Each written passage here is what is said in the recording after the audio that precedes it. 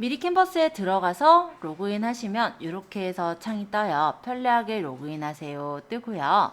여기서 로그인 유지를 해놓으면은 다음에도 여기 들어오면 내 미리 캔버스가 열려있는 채로 나옵니다. 근데 집에서는 사실 유지가 편하거든요. 근데 여기 학원에다 해놓으면 어떨까요? 어느 날 내 계정에 엉뚱한 디자인들이 막 들어가 있거나 내 디자인이 삭제가 돼 있거나 막 이런 상황이 생길 수가 있어요. 그쵸? 막 딴 사람들이 막 공용 컴퓨터잖아요. 그러다 보니까 들어가서 작업을 할 수 있는 그런 상황이 되니 유지 안함을 저는 추천을 드려요. 자, 로그인 유지 안함 누를게요. 자, 여기 보시면 디자인 만들기라는 이 버튼이 있고 디자인 만들기, 동영상 만들기 이런 버튼이 있고 내 디자인 이런 것들이 있는데요. 아마 제일 처음 가입하신 분은 여기에 이제 아그라고 해서 캐릭터가 잠자고 있는 모양이 그려져 있을 거예요. 그리고 저 같은 경우는 실제 미리 캔버스로 디자인들을 하기 때문에 여기에 제가 디자인했었던 그런 모양들이 이렇게 들어있는 것들이다 이렇게 생각하시면 됩니다. 자, 디자인을 만들 때는 이 녹색의 디자인 만들기 버튼을 눌러주시면 되세요. 자, 그러면 디자인을 몇 채 몇 사이즈로 만들까요? 이렇게 묻는 창이 떠요. 이 미리 캔버스가 사실 좋은 점은 뭐냐면 내가 원하는 SNS의 그 디자인 사이즈를 사실 모르잖아요, 우리가. 근데 얘는 사실 그런 사이즈들이 여기 이렇게 들어가 있어요. 그래서 스토리 게시물은 어느 사이즈로 하면 되고 프로필 사이즈는 어느 사이즈로 하면 되고 대략적으로 이렇게 다 입력이 되어 있기 때문에 내가 원하는 그 컨텐츠를 만들기가 좀 쉽다라는 게 장점이라 보시면 되겠습니다. 그래서 웹용하고 동영상, 인쇄용 이렇게가 있는데요. 웹용 같은 경우는 우리가 SNS에 띄울 용 또는 컴퓨터에 띄울 용이라고 생각하시면 되고요. 동영상 같은 경우는 유튜브나 틱톡 등에 띄울 용도, 그리고 여기 인쇄용 같은 경우는 실제 이제 인쇄를 해서 명함을 만들거나 전단지 만들 때 쓰시는 사이즈들이라고 생각하시면 돼요. 저희는 그냥 지금 연습이기 때문에 웹용에 있는 디자인은 그냥 로고 프로필 사이즈 정도로 골라볼까요? 자, 그러면 이렇게 창이 나왔을 거예요. 아마 지금 이 화면이 여러분들 화면이죠?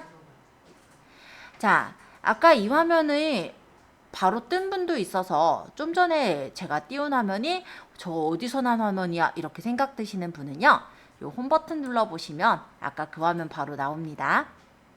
그래서 저 같은 경우 디자인 만들기 했을 때 이렇게 사이즈를 골라서 들어가면 이렇게 디자인 창이 뜨는데 다시 아까 전처럼 빠져나올 때는 홈 버튼 눌러서 빠져나올 수는 있어요.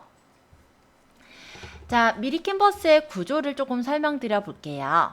자, 일단 이 위쪽에 파일이라는 메뉴가 있어요. 보이시나요? 자, 여기를 누르면 내가 요거 디자인하다가 다른 디자인을 만들 때 새 디자인 만들기를 해서 다른 디자인 창을 띄울 수가 있고요. 또는 이 디자인을 꾸몄던 걸 조금 수정해서 다시 만들고 싶을 때는 사본 만들기를 이용해서 똑같은 복사본 디자인 창을 만들 수도 있습니다. 그리고 이 디자인을 저장해 놨다가 나중에 활용하실 때는 저장하기 버튼을 눌러서 저장을 해 주실 수도 있어요. 자, 옆에 설정이라는 부분은 환경 설정과 같은 거예요. 그래서 여기 보시면은 저는 이렇게 눈금자가 나와 있죠. 어떤 분들은 이 눈금자가 없을 건데요. 이 설정이라는 부분에 눈금자가 켜져 있기 때문에 나온 거예요. 제가 이걸 눌러서 꺼보면 없어졌죠. 그러니까 좀 더 내가 몇 센치 이걸 딱 맞춰서 하고 싶다 하시는 분은 눈금자가 켜져 있으면 이게 이제 픽셀 단위니까 우리 웹상이면 몇 픽셀이구나 이런 걸 확인해서 놓을 수가 있는 거고, 이 눈금자가 있을 때 좋은 점은 여기서 이렇게 끌어서 가이드를 꺼낼 수가 있어요. 가이드는 뭐냐면 내가 줄을 딱 맞춰서 놓고 싶을 때가 있잖아요. 예를 들어 어떤 목록을 배치하고 싶은데 눈대중으로만 놓고 싶지 않고 이쪽으로 줄을 쭉 맞춰서 놓고 싶을 때, 그럴 때 이런 가이드를 꺼내서 볼 수 있는 보조선이라고 보시면 돼요. 이거는 나중에 출력할 때 나오는 건 아니에요. 자, 설정해 보시면 다크 모드 같은 경우는 뭐냐면 어둡게 보는 거. 나는 어두운 화면이 좋다 하시는 분들 있잖아요. 취향에 따라 다를 것 같아요. 전 밝은 화면을 좋아하긴 하니까. 그럼 어두운 화면 좋아하시는 분은 다크 모드로 해서 두시면은 일단은 뭐랄까 화면을 좀 보호할 수가 있겠죠. 그런 정도? 개인적으로 추천드리는 건 레이어예요. 우리가 에디터에서 이제 작업을 하실 때 보면은 도형 위에다가 글씨도 쓰고 또는 다른 어떤 그림도 올려놓고 작업을 하실 텐데요. 그 순서를 보실 수 있는 게 레이어라고 보시면 돼요. 그래서 레이어를 누르면 옆에 이렇게 레이어 화면이 나오고 실제 내가 여기다 어떤 요소를 집어넣었을 때 여기 이렇게 층으로 배치가 돼서 들어가는 걸 확인하실 수가 있을 거예요. 그래서 작업을 할 때 사실 저는 레이어는 좀 켜두시는 게 좀 편하시지 않을까 이렇게 생각을 합니다. 그래서 레이어를 제가 켜놨어요. 딴 거는 크게 신경 쓸 건 없어서 이 정도 일단 보고요. 요 옆에 보시면 이거 보이세요? 1080에 1080이라고 저는 적혀 있는데 이 부분은 내가 지금 작업하고 있는 작업물의 사이즈를 뜻해요.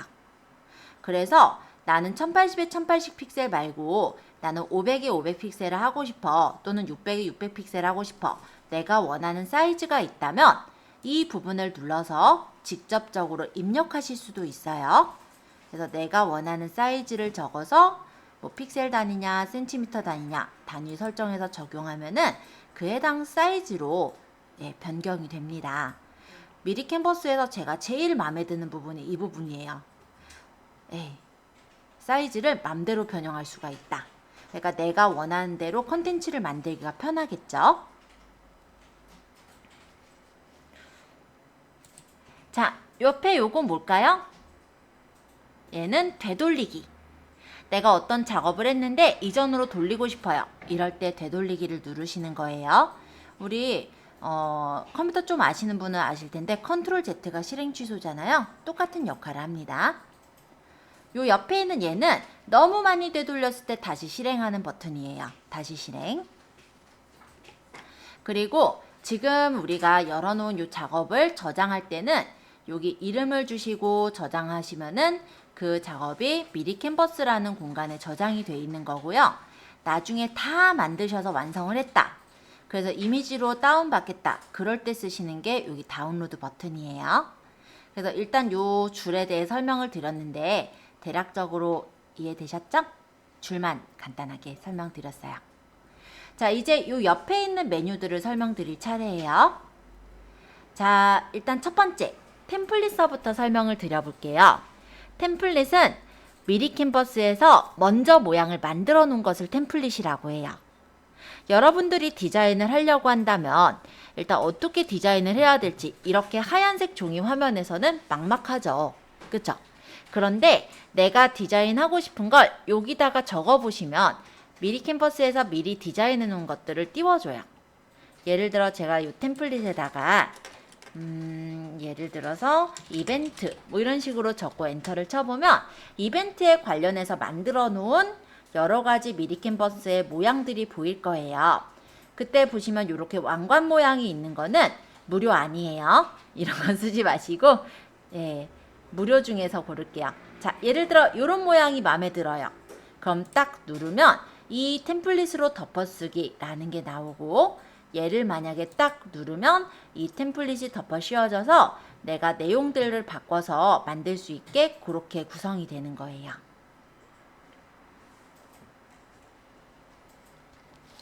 자, 템플릿 이해되세요? 자, 제가 되돌리기 잠깐 누를게요. 만약에 내가 이번에 이벤트가 아니라 로고가 필요해요.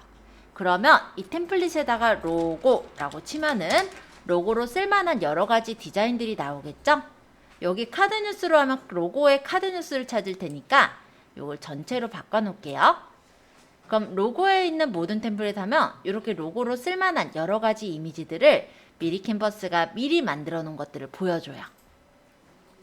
그러면 여기 왕관 쓴 것들은 무료 아니니까 왕관 안 쓴 것 중에서 마음에 드는 디자인이 있다면 꾹 눌러서 적용해서 내가 수정만 좀 해서 쓰면 되죠.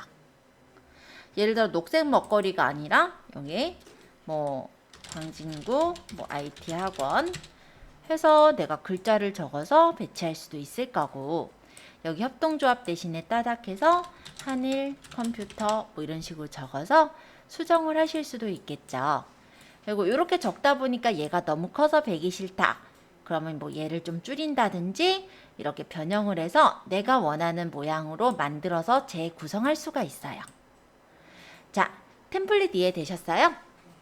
템플릿은 그러니까 미리 캔버스에서 미리 만들어 놓은 디자인이라고 생각하시면 되고, 내가 막상 디자인하려면 머리가 이거 어떻게 꾸며야 돼 이럴 때 만드는 그런 공간이다 생각하시면 돼요.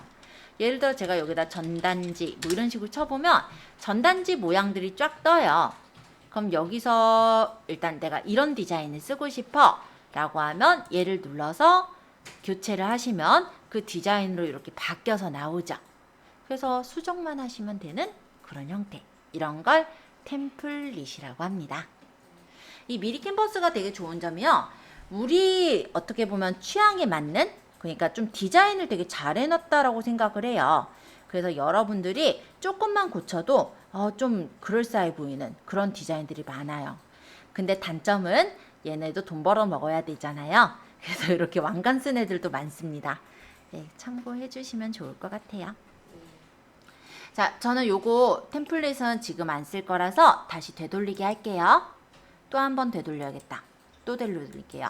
그러니까 템플릿 전까지 일단 되돌릴게요.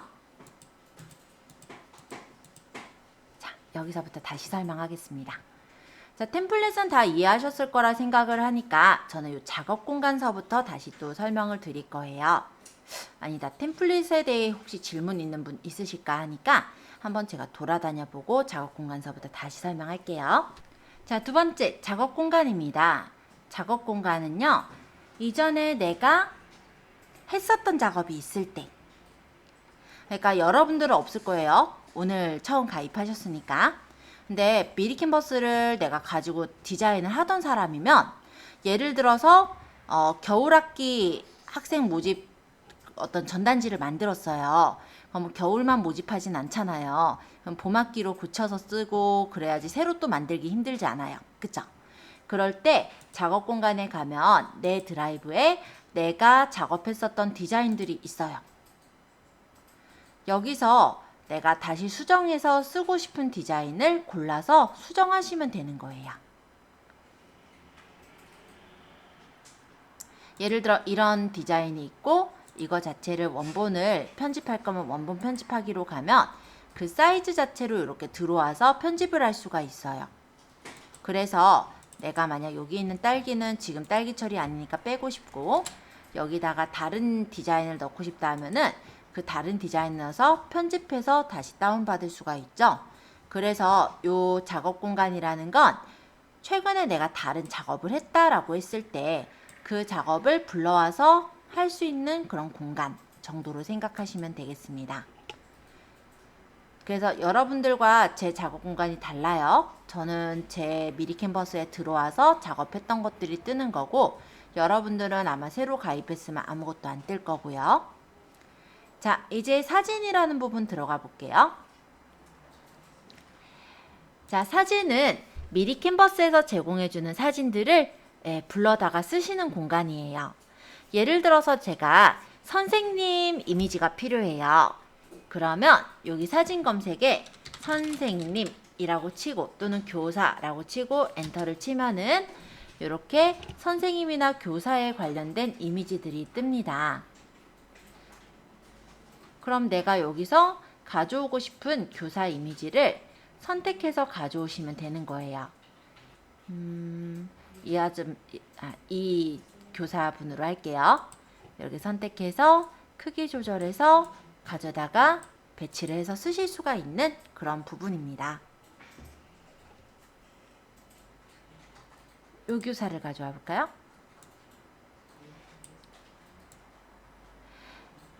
크기는 요 가장자리에 보면 동그란 표시들이 있는데요. 요 안쪽으로도 조그마한 동그라미가 있죠. 여기는 가로로 늘리거나 세로로 늘릴 때 활용하는 거라면 요 가장자리에 있는 요 큰 동그라미들은 1:1 사이즈, 정비율 사이즈로 조절을 할 수가 있어요. 참고해 주시고 밑에 보시면 여기 요거 보이시죠? 요거는 회전이에요. 그래서 내가 이렇게 그림을 회전을 해서 배치를 할 수가 있어요. 자, 그리고 그림을 선택을 했을 땐 요 옆에 보시면 그림에 대한 에디터 창으로 화면이 바뀌어 있는데요. 정렬, 순서, 반전, 자르기 보이죠? 만약에 얘를 뒤돌아서게 하고 싶다면 반전을 눌러서 좌우 반전을 하면 이렇게 뒤돌아서게 해서 배치를 해줄 수가 있습니다.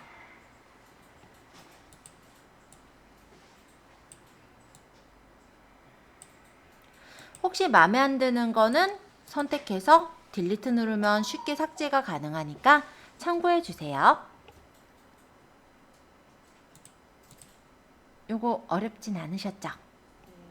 자, 만약에 사진을 선택했을 때는 사진의 필터 효과를 설정할 수도 있어요. 그래서 사진 자체에 어떤 필터 효과를 설정하거나 직접 조정으로 가서 밝기나 대비 등을 내가 원하는 정도의 밝기 대비로 맞출 수도 있고요. 밑으로 내려서 만약에 지금처럼 배경이 없는 사진을 가져온 경우는 이렇게 그림자를 깔아서 활용을 해주실 수도 있습니다.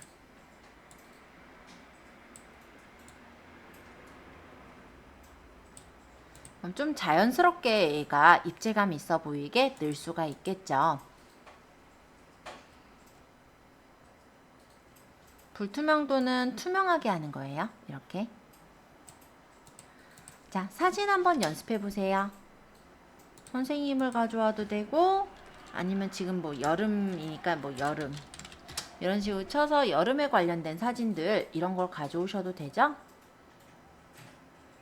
누르면 사진이 가져와지고 가장자리에서 크기 조절해서 배치해서 맞추시면 내가 원하는 사이즈로 배치해서 둘 수도 있어요.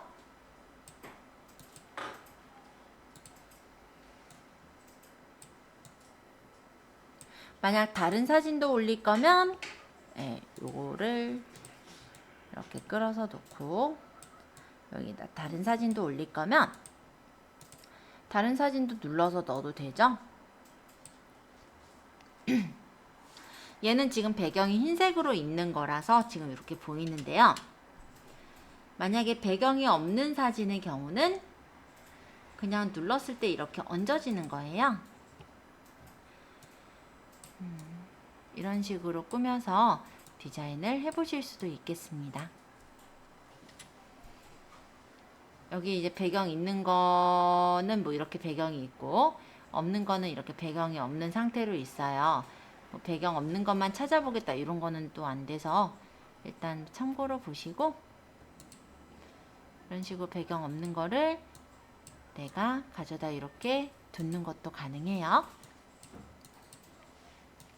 자, 이때 제가 좀 설명드릴 부분이 좀 있는데 제가 이미지 이렇게 두 개 두었거든요. 자, 이 옆에 레이어를 좀 보실까요? 레이어는 층을 뜻한다고 했죠. 그래서 여기 지금 흰색 배경이 제일 바닥이에요. 단색 배경이. 그 위에 제가 아까 아이스크림 사진 올려놨잖아요. 그게 여기 사진이 위쪽에 올라와 있고 그 다음 그 위에 이렇게 나비가 그려져 있죠. 우리가 아이스크림 넣은 다음 나비를 넣었으니까. 그러면 만약에 이 나비가 아이스크림 뒤로 가야 된다 라고 한다면 이 사진을 끌어다가 이 밑으로 옮기시면은 이렇게 순서도 쉽게 옮길 수가 있어요.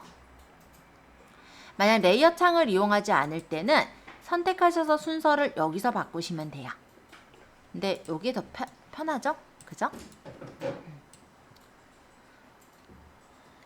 네. 일단 사진은 여기까지 설명해 볼게요. 만약에 하나만 더 할까? 이 사진을 보니까 여기 공간이 너무 많은데 난 이 부분은 잘라내고 싶어요.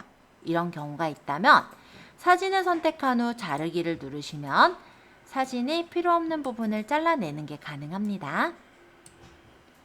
가장자리의 꺽쇠를 이용해서 내가 필요한 만큼만 사진 위치를 맞추고 밑에 체크를 누르면 이런 식으로 내가 필요한 만큼의 사진만 잘라내는 게 가능해요. 자, 사진에 대해서 질문 좀 받고요. 딱히 질문 없으면 업로드로 넘어갈게요. 자, 이번엔 업로드예요. 업로드를 누르고 업로드를 눌러서 우리 저번에 저장했던 사진 한번 가져와 볼까요?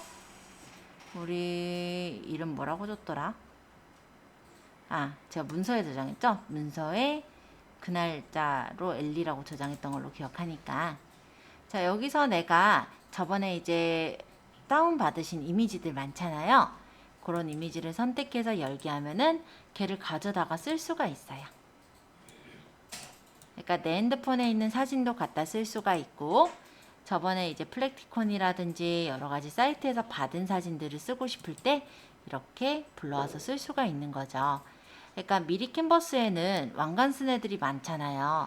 그래서 내가 쓰고 싶은 걸 다 쓰기가 좀 힘들 수 있는데, 이미지 사이트에서 다운받아 놓은 사진들을 가져다가 쓰거나 하면 내가 핸드폰으로 찍은 사진을 갖다가 가져올 수가 있기 때문에 그런 부분에서 쓰시면 유용하게 보실 수가 있을 거예요.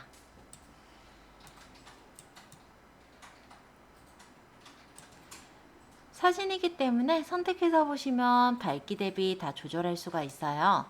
그래서 내가 밝기나 대비라든지 아니면 약간 입체 효과 내려면 그림자를 넣는다든지 이런 값들을 설정을 해서 꾸며주시는 게 가능합니다.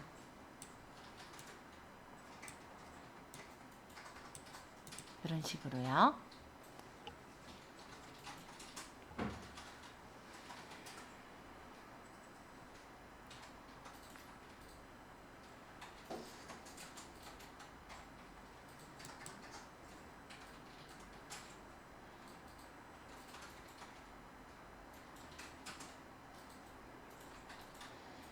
업로드 그렇게 어렵진 않으셨을 거라 간단히 보시고요. 그 다음에 이제 요소 들어갈 거예요.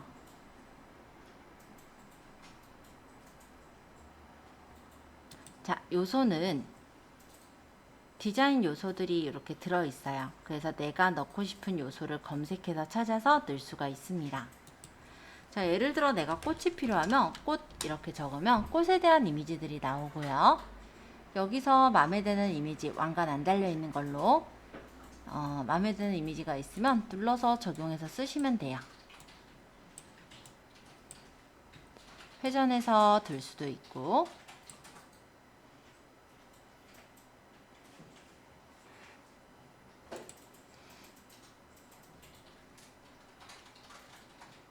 모양 중에 아예 그래픽으로 이렇게 되어 있는 애는요. 아, 이건 아닌가? 아, 이거 아니고.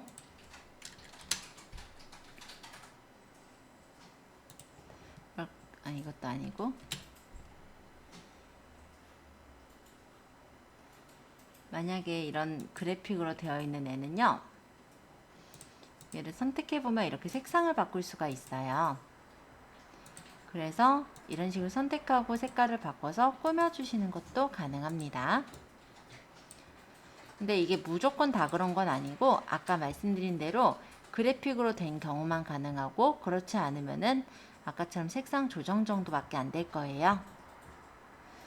자, 일단 요소에 있는 간단한 일러스트 아이콘 가볍게 설명드렸고요.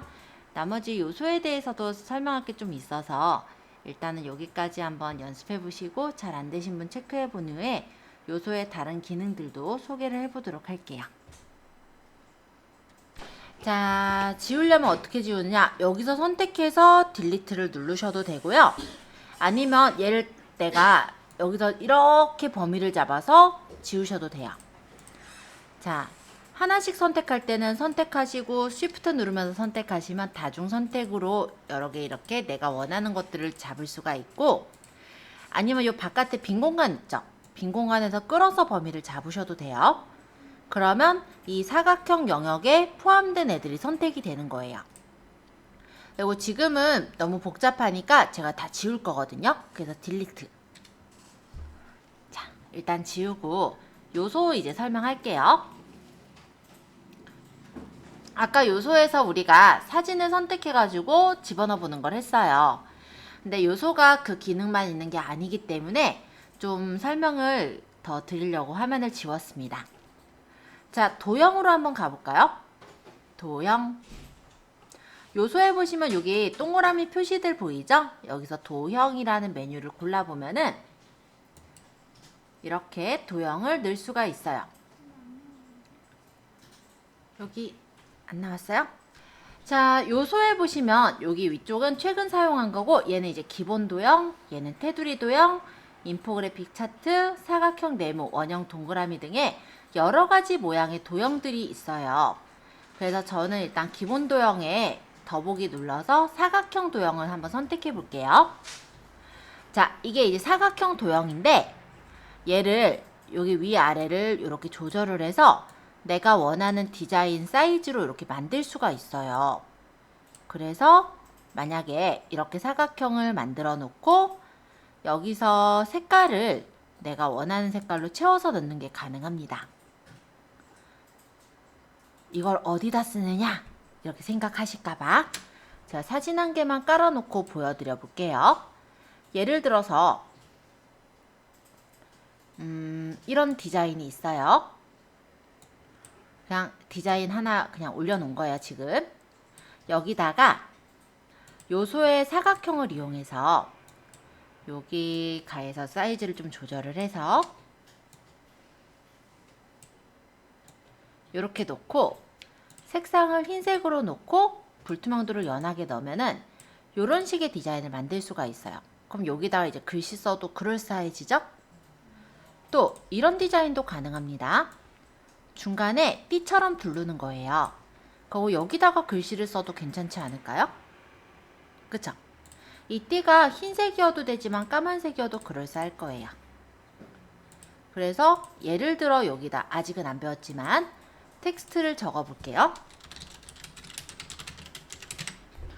해서 얘를 크기도 조절하고 글씨 색깔도 눈에 띄게 흰색으로 바꿔놓고 만약 이런 식으로 디자인해도 그럴싸하게 금방 만들 수 있죠?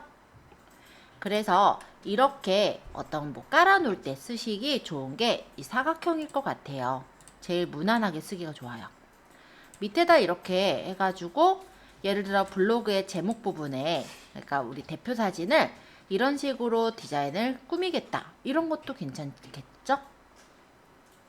또 사각형을 가지고 어떤 것도 할 수 있냐면 얘를 옆으로 이렇게 배치를 해서 옆에다가 어떤 설명 같은 걸 적는 그런 용도로도 쓸 수가 있을 거예요. 그죠? 예를 들어 이런 식으로 여기다 쭈루루루루 또는 이 까만색 면을 다 채워서 이렇게 꾸며놓는 것도 그럴싸한 디자인이지 않을까 이런 생각을 합니다.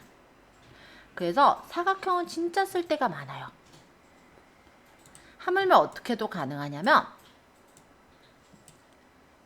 선을 만들었죠. 약간 이렇게 사각형을 얇게 만들었죠. 얘를 회전을 해요. 그래서 이렇게 두면은 색깔 일단 불투명도 조절하고 색상을 넣어보면 이렇게 빨간색 띠 형태의 모양도 만들 수가 있어요. 조금 더 입체적으로 느껴지게끔 하려면 저는 외곽선도 아마 넣을 거고요. 흰색으로 할까요? 그리고 그림자도 살짝 넣으면 이쁠 것 같아요. 그래서 이 글자를 이런 식으로 배치해서 쓸 수도 있겠죠. 그죠? 그래서 이런 형식으로 내가 도형을 가지고도 충분히 디자인을 꾸밀 수가 있거든요. 여러분들이 좀 잘 써주시면 좋겠다라는 생각으로 간단하게 한번 소개를 드려보았고요. 사각형 외에 원형 모양도 있습니다. 제가 사각형은 잠깐 지워볼게요. 원형도 마찬가지로 원의 사이즈를 좀 적당하게 크게 만들고 색상을 흰색으로 불투명도를 낮춰서 이렇게 깔아놓으면 그럴싸하게 예쁘게 보여요. 그쵸? 이 부분이 더 밝게 보이니까 여기다가 내가 강조시키고 싶을 글자가 있다면 이 글자를 크기 조절해서 이렇게 놓고 외곽선을 조금 두께를 줘서 그림자를 줘서 이런 식으로 꾸며서 놓는 것도 그럴싸하죠. 그래서 원형 같은 것도 쓰시면 좀 좋을 것 같아요. 그리고 삼각형도 괜찮은데 한쪽으로 쏠려있는 이 직각삼각형을 활용해 볼게요. 얘를 늘려서 만들고 얘를 색상을 넣어서 불투명도를 낮춰서 설정한 다음에 글씨를 위에다 올린다면 이런 디자인도 만들 수 있죠. 얘를 선택해서 반전을 해서 좌우를 바꿔서 이렇게 꾸미는 것도 괜찮을 거고, 아니면 얘 색깔을 넣어서 줄여서 불투명도 높이고 여기다가 예를 들어 뭐 절취선 해가지고 여기를 잘라 오면은 뭐 예를 들어 할인을 해드릴게요 라는 어떤 이벤트 절취선 문구 같은 걸 만드실 수도 있을 것 같아요. 그죠? 그래서 도형은 진짜 쓸데가 많아요. 그래서 여러분들이 좀 잘 보시고 활용하셨으면 좋겠다라는 생각으로 일단 도형 말씀드렸고요. 이번엔 선을 볼게요. 잠깐 얘는 좀 치우고 선. 자, 선에도 되게 다양한 선들이 있습니다. 내가 만약 이런 점선을 나타내고 싶다면 점선도 얼마든지 그려서 나타내 줄 수가 있고요. 선의 색깔, 선의 두께, 선 모양 또한 내가 원하는 대로 만들 수가 있어요. 그리고 선이 가장자리가 이렇게 화살표가 있는 선을 이용해서 꾸미시는 것도 가능합니다. 자, 밑에는 이렇게 밑줄이나 색연필이 있어요. 그래서 여러 가지 이제 색연필로 지그지그 해놓은 이런 느낌 있잖아요. 그러니까 중요한 부분에 이렇게 우리 밑줄 쫙 긋죠. 그런 느낌의 선도 있어서 활용하시면 되게 좀 유용하지 않을까요? 예를 들어 우리 100이라고 글자를 적고 이 100글자가 너무 딱딱하면 좀 그러니까 약간 필기체라든지 뭐 그런 느낌의 글씨가 어디 보자 뭐 있다고 친다면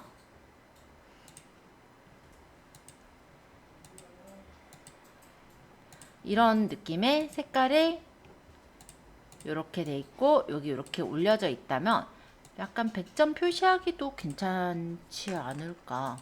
우리 원래 옛날에 여기 100하고 이렇게 밑줄 2개 그었었는데 그죠? 어렸을 적에 100점 표시하기도 괜찮죠? 네, 그런 디자인도 있을 거고, 요소에서 색깔이 지금 이런 색깔이 나오잖아요. 근데 이 색깔도 바꿀 수가 있어요. 그래서 내가 나타내고 싶은 색깔로 얼마든지 바꾸는 게 가능합니다.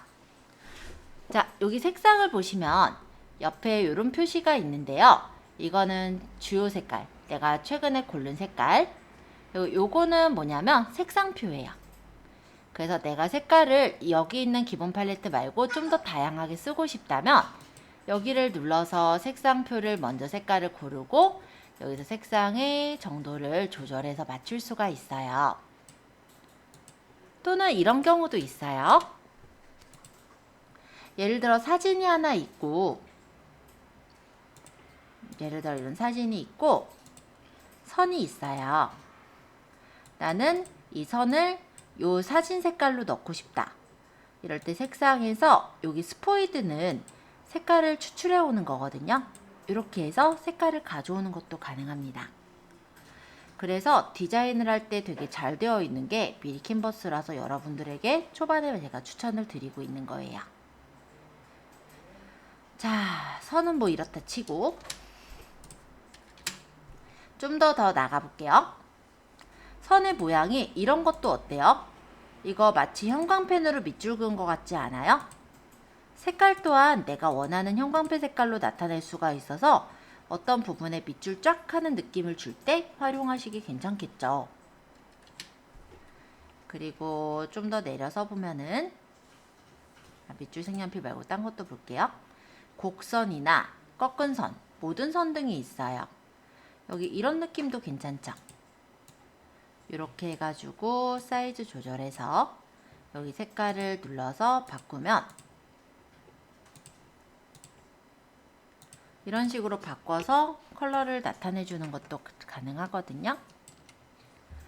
만약에 이거를 복사하고 싶다면 요게 복제 기능이긴 한데 간단하게는 컨트롤 누르면서 끌면 복제가 돼요. 그래서 이렇게 복사를 해서 내가 배치하고 싶은 데다가 배치해서 꾸며주시는 게 가능할 겁니다.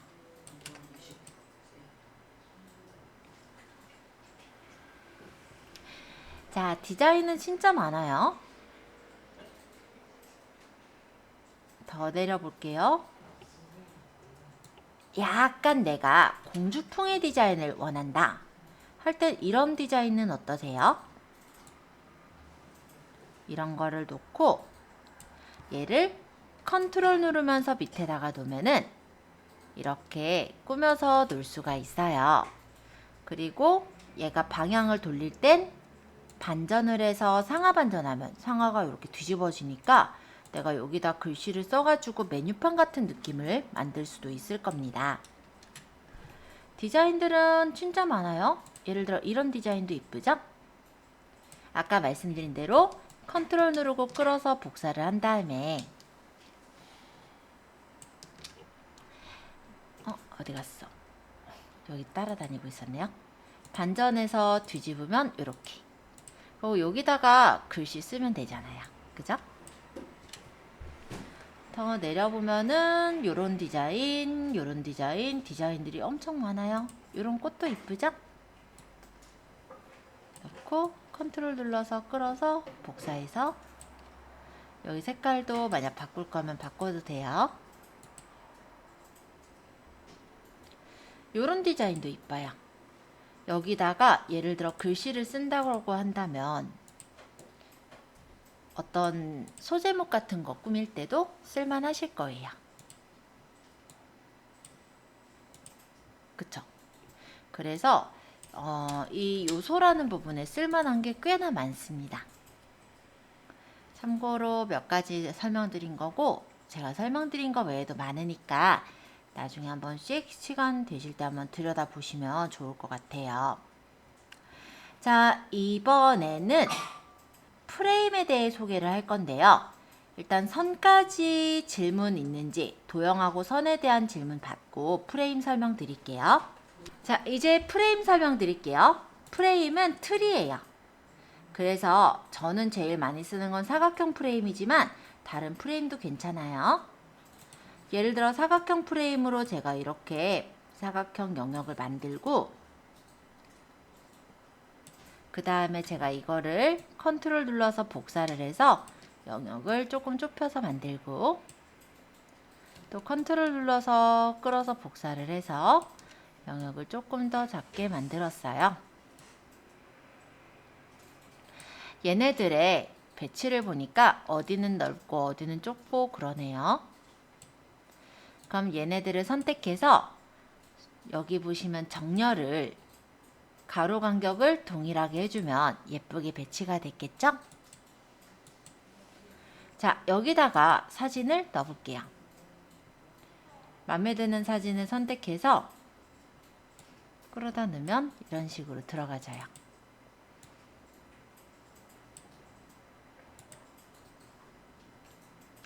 만약 이 사진도 넣어볼까요? 이 사진도 넣어볼까요? 자, 이런 식으로 디자인을 꾸며주실 수가 있어요. 만약에 얘를 다시 다른 디자인으로 넣고 싶거나 크기를 조절할 때는 더블 클릭해서 사이즈를 조절해서 배치해 줄 수 있습니다. 만약에 여기 들어가 있는 장미를 지우고 싶다면 선택하시고 딜리트 하시면 쉽게 지울 수가 있어요. 그래서 프레임이라는 건 진짜 틀이라고 생각하시면 되는데요. 재밌는 게 요소의 프레임에는 이런 여러 가지 모양의 프레임들이 많아요. 그래서 기본 프레임만이 아니라 스타일 프레임이나 모거 프레임에 보면은 여기 핸드폰 모양이 있죠. 여기다가 예를 들어 내가 업로드한 어떤 사진이 있어요. 모델 사진인데 얘를 이렇게 넣으면은 이런 식으로 마치 핸드폰 안에 원래 이 사진이 있었던 것처럼 이렇게 꾸며주시는 것도 가능합니다. 물론 더블 클릭해서 크기 조절도 되죠.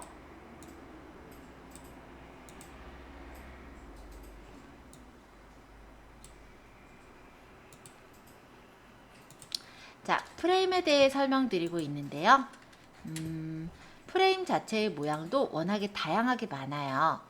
그래서 외곽선 있는 것도 있고 아예 이렇게 불규칙형 프레임이 있어서 내가 그냥 이렇게 집어넣어서 꾸밀 수 있는 것들도 있으니까 한번 적용해 보시면서 확인해 보시면 좋을 것 같아요. 자, 프레임 한 번씩 보시고 그 다음에는 차트랑 표인데요. 차트는 차트를 만들 때 써요. 그래서 우리가 데이터 자료를 보여줄 때 그냥 좀 신빙성 있게 보여지게끔 할 때 차트를 많이 활용하죠. 그러면 여기서 디자인 중에 마음에 드는 디자인을 고르고 사이즈를 조절을 하신 다음에 데이터 편집을 해서 여기다가 내용을 적으시면은 요게 데이터가 증가되는 게 보여요. 예를 들어 여기다 5월, 6월, 7월, 여기 뭐 8월도 넣고 싶으면 8월, 그리고 여기는 만약에 관광객 수 해서 예를 들어 20, 뭐 여기는 예를 들어 뭐 10, 여긴 예를 들어서 뭐 39, 예를 들어 여기는 뭐 50, 이런 식으로 주면은 이런 식의 어떤 그래프도 쉽게 만들 수가 있거든요. 그래프는 데이터 편집에서 언제든 수정이 가능하고 이렇게 좌우를 바꿔서도 설정이 가능합니다. 이쪽에 있는 이 최대값, 최소값도 내가 원하는 만큼으로 조절해서 넣을 수 있도록 되어 있어요. 차트의 모양도 다양하게 나타낼 수 있고 색상도 내가 원하는 색깔로 나타내 줄 수가 있어서 어떤 신뢰성을 주는 자료를 표현하실 때는 차트를 좀 쓰시면 괜찮으실 것 같아요. 자, 그 다음 표. 표는 표 모양이 나와요. 그래서 달력이랑 의류 사이즈 등등의 표 모양들이 나오는데 쇼핑몰이라고 한다면 이런 의류 사이즈표 또는 사이즈표들을 많이 쓰겠죠. 이걸 눌러서 표 모양을 가져다가 활용할 수가 있게 되어 있습니다. 그래서 행과 열을 늘릴 수도 있고요. 안에 데이터를 넣거나 이 데이터가 너무 작다라고 생각이 된다면 이 안에 글씨를 내가 원하는 사이즈로 맞추는 것도 가능해요. 그래서 쇼핑몰 하시는 분들 같은 경우 포토샵에서 사실 표 만들기 되게 힘들거든요. 근데 이거는 그냥 간단하게 뚝딱 하고 만들어지기 때문에 활용하시면 좀 유용하지 않을까 싶어요. 뭐가 없어졌어요? 텍스트는요, 글씨를 쓸 때 써요. 그래서 내가 여기다가 예를 들어 표도 있으니까 제목을 만들고 싶잖아요. 그러면 텍스트에서 제목 텍스트 추가해서 누르면 이렇게 생겨요. 여기다가 예를 들어서 사이즈표 이런 식으로 적고 얘를 끌어서 이렇게 올리면 끝. 자, 글씨에 대한 걸 좀 설명을 드릴 건데 글씨가 있을 땐 요게 이제 글씨체예요. 글자체, 폰트. 그래서 여기서 마음에 드는 폰트를 눌러서 설정하시면 되고요. 네, 만약에 마음에 드는 폰트가 요 폰트다. 그래서 이렇게 눌렀는데 다음에도 요 폰트를 쓰고 싶으면 어떻게 하느냐? 옆에 별표 보이세요? 여길 눌러놓으면 다음번에 요 즐겨찾기에서 내가 추가해 놓은 폰트들을 가져다 쓸 수가 있어요. 워낙에 폰트가 많거든요. 그래서 내가 어떤 폰트를 썼는지 다 기억하기가 쉽지가 않죠. 그래서 자주자주 쓰는 폰트, 내가 마음에 드는 폰트들은 즐겨찾기에서 넣어놓으면 보다 쉽게 사용을 하실 수가 있습니다. 마음에 안 들 땐 풀면 되니까. 그리고 폰트에 따라서 이렇게 글씨가 아래로 내려간 경우가 있어요. 그래서 요걸 이제 설명하자면 가장자리 동그란 표시들은 크기 조절이에요. 그래서 여기서 마우스 두 방향 화살표가 떴을 때는 이렇게 글자의 크기를 조절을 한다면 요 옆에 보면 좀 길쭉한 동그라미들 보이죠? 얘는 글상자의 길이를 조절하는 거예요. 이렇게 조절해서 글상자의 길이를 맞춰주실 수가 있습니다. 얘는 크기, 얘는 길이. 그리고 크기는 여기서 조절해도 되지만 여기서 숫자 값을 적거나 플러스나 마이너스로 조절도 돼요. 그 얘기는 뭐냐면 내가 만약 사자라는 글자만 블록 지정을 했고 여기는 좀 크게 하고 싶어요. 이런 것도 가능하다는 거예요. 얘는 진하게, 얘는 기울임, 얘는 밑줄. 여기 얘는 뭐 취소선이나 위첨자, 아래첨자 등을 넣을 때 쓰는 기호들이고요. 여기는 글상자 안에 정렬 방식, 얘는 글상자의 글자의 불투명도 조절하는 거. 흐려지거나, 그죠? 얘는 글자 색깔이에요. 그래서 그냥 이 글상자 자체가 선택되어 있을 땐 글상자 자체의 색깔이 바뀌지만 내가 만약에 어떤 부분을 블록 지정해서 색깔을 바꾸면 그 부분의 색깔을 이렇게 따로 바꿀 수도 있어요. 배경색은 글자 배경색인데 이쁘진 않으므로 추천 안 합니다. 자, 이제 글자 조정 설명드릴 건데요. 이 글자 조정 같은 경우는 자간이나 행간이라는 값이 있어요. 자간은 글자 간의 간격이에요. 그래서 이렇게 자간을 넓히면 글자 간의 간격이 뚝뚝 떨어지고 자간을 줄이면 글자가 다닥다닥 붙는 게 보이시죠? 자, 행간이라는 거는 이렇게 줄과 줄 사이 간격인데요. 얘를 조절하면 행간을 붙일 수도 있고 띄울 수도 있었어요. 행과 행 사이 간격. 장평은 글자의 너비예요. 이 글자 한자가 보통은 장평이 100으로 되어 있는데 장평을 높이면 글자가 뚱뚱해져요. 글자 높이에 대한 너비 비율이니까 높이는 그대로고 너비가 뚱뚱해지죠. 반대로 장평이 낮으면 이렇게 늘씬한 글자가 되는 거예요. 그래서 기본값은 100으로 되어 있어요. 요거는 아마 여러분들이 한글이라든지 어떤 다른 프로그램, 문서 작성 프로그램을 써보셨다면 자간이나 행간에 대해서 아실 텐데요. 만약에 잘 모르신다 해도 아마 적용해 보시면 바로 보일 거라 일단 그렇게 보고요. 외곽선은 테두리예요. 개인적으로는 많이 써요. 자, 왜냐면 그냥 글자가 있는 것보다 테두리가 이렇게 진하게 있으면 좀 더 강조가 돼서 보이거든요. 그래서 내가 강조할 글자에 대해서는 외곽선의 색깔이랑 두께를 설정해서 조금 진하게 이렇게 강조해 놓는 편이에요. 그리고 얘는 이제 그림자인데 그림자는 여기 밑에 이렇게 그림자가 깔려져서 약간 뭐랄까요? 입체감 있게 그렇게 보이게 해줄 수가 있어요. 자, 이번엔 곡선인데요. 이 글자를 이렇게 똑바로 놓을 수도 있지만 이렇게 휘어지게 곡선으로 둘 수도 있습니다. 그래서 곡선에서는 클릭해보면 위쪽 곡선과 아래쪽 곡선으로 설정해서 둘 수가 있으시니까 참고해 주시고요. 만약 곡선을 풀면 다시 직선으로 이렇게 나오죠.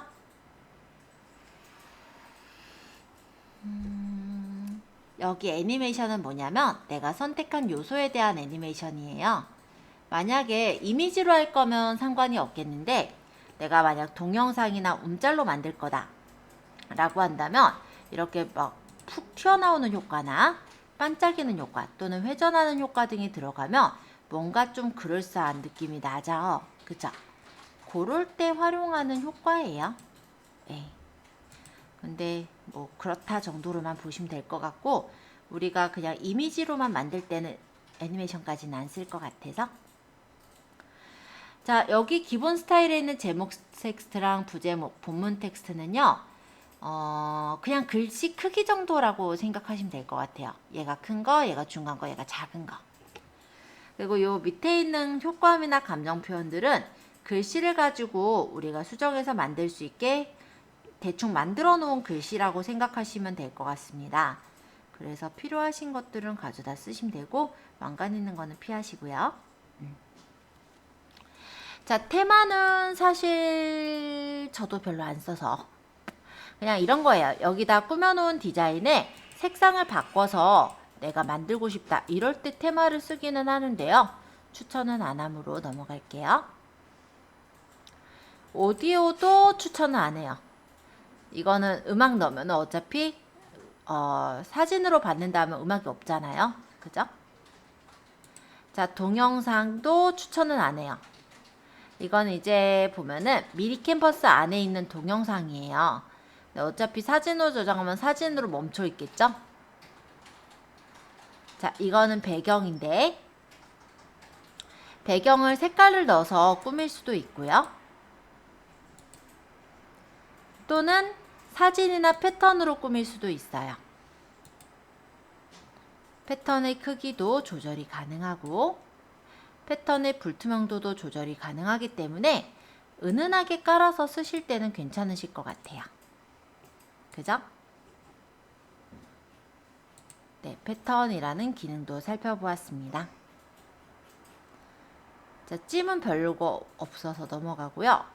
QR 바코드까지 설명하면 제가 일단은 이 기능들을 대략적으로 설명드린 거예요. 그래서 QR 바코드 부분을 설명해 볼게요. 이 QR은 QR코드를 만들어서 넣을 수 있는 기능인데요. 만약에 내가 내 홈페이지가 있어요. 예를 들어서 뭐 내 블로그로 연결할 수도 있을 거고 만약에 내 스마트 스토어도 가능할 수 있을 거고요. 아니면 내 그냥 일반 홈페이지가 있는 거면 홈페이지로 연결할 수도 있겠죠. 자, 예를 들어 제가 주소를 복사를 했고 미리 캔버스의 URL에다가 집어넣고 만들기 하면 이런 식으로 QR코드가 만들어지고요. 예를 들어 전단지 같은 거에다 이렇게 넣고 글씨로 안내해주면 되죠.